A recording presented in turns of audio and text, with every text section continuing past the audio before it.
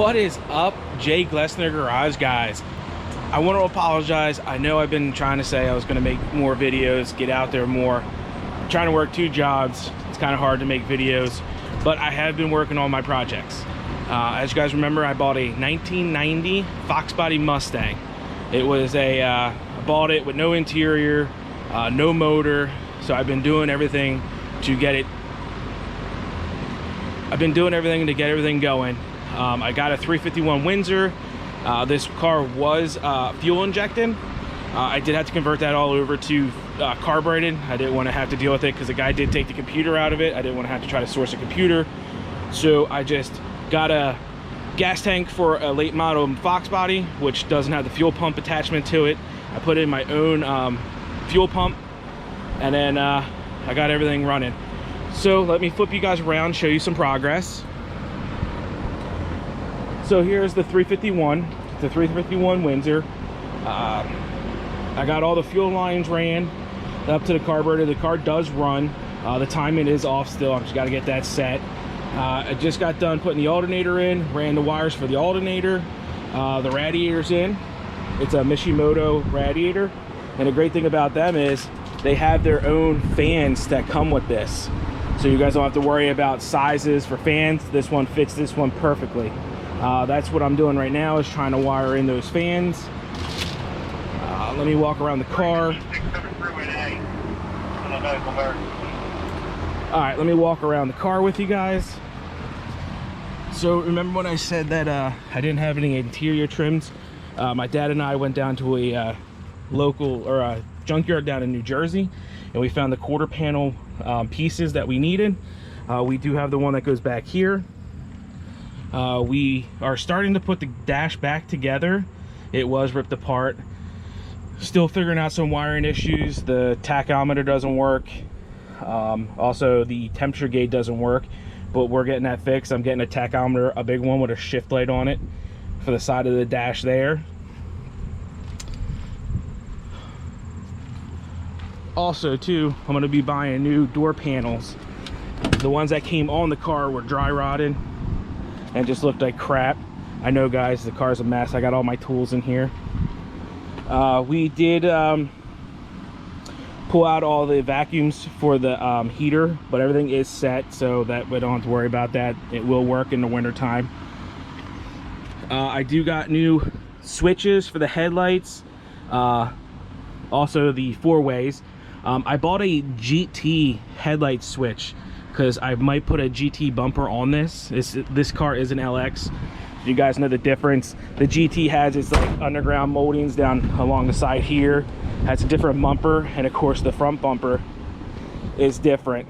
So this is an LX bumper. Here, a GT would have the fog lights that drop down. But that's the type of bumper I'm gonna get because this is not savable. It's got giant holes everywhere. I am gonna keep the headlights because they are in good shape.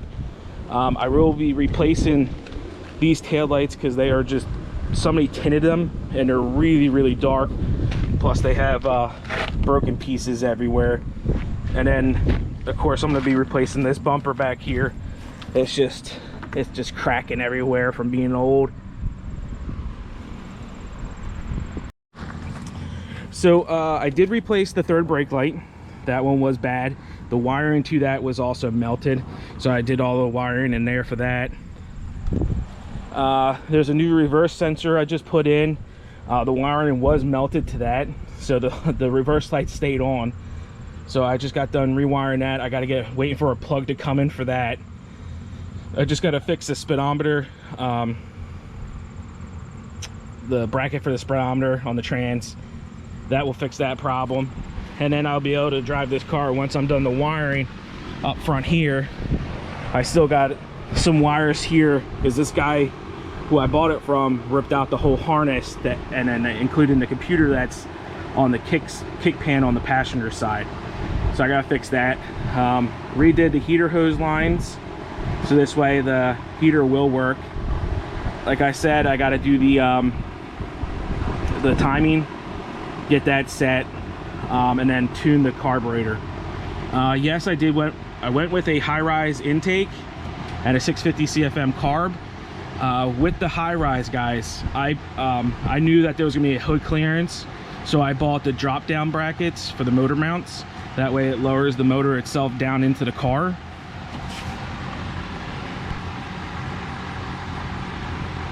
So that way it lowers the motor down, so there's hood clearance. But I went with a high rise, which stuck the carburetor up even higher. So now the old hood didn't fit. But it doesn't matter anyways. I backed my trailer in one night and ran the hood over and destroyed the hood. So I do have a new hood. I bought a 4-inch cowl from True Fiber. It's a fiberglass hood. Let me show you that really quick. All right, so here's the hood here. This is a functional hood scoop. As you can see, the vents there. And it is a 4-inch, so that's going to clear that carburetor really nicely. And then the quality of this is really good from True Fiber. It is expensive. I paid $700 for this, but it was like $200 for shipping because of the freight charges. That's why it was so high. But that's the hood. We'll go back out to the car and talk more about the car. All right, so we're back. So like I said, I'm out here wiring up the fans to the radiator. I got to get that done.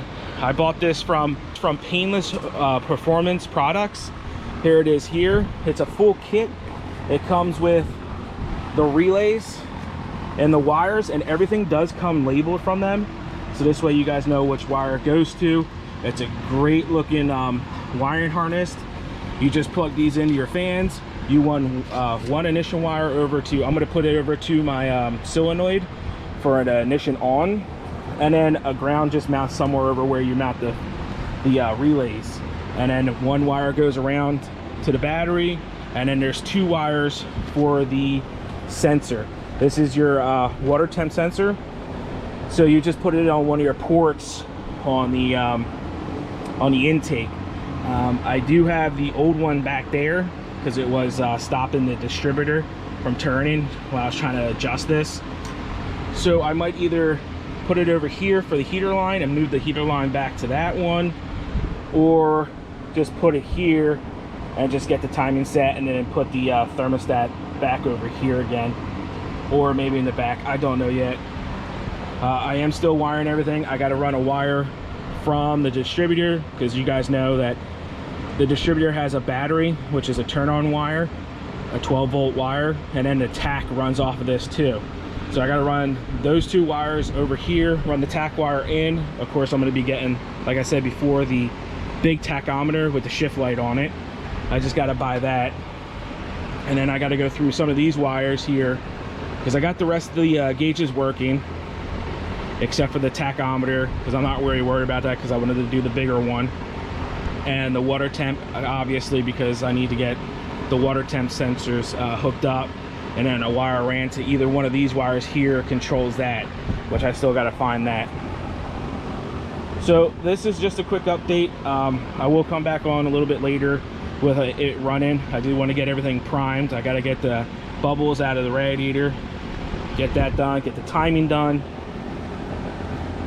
and then that should be a test drive. I'll be able to drive it. I do have new rotors, brake pads, wheel bearings. I want to replace that. And then later down the road, this is a 4-lug. What I mean by 4-lug is it's only 4 studs that come out to hold on your rims. I want to convert this over to a 5-lug. That'd be later down the road. I want to get the back done too. But that's pretty much it for this update. Oh, also, I had to custom make this throttle bracket because it was pointed up to here and it was rubbing against this, so it wasn't able to pull back when you hit the throttle. So just had to cut it and then bend it down. Just got to weld that up and I'll be done with that. But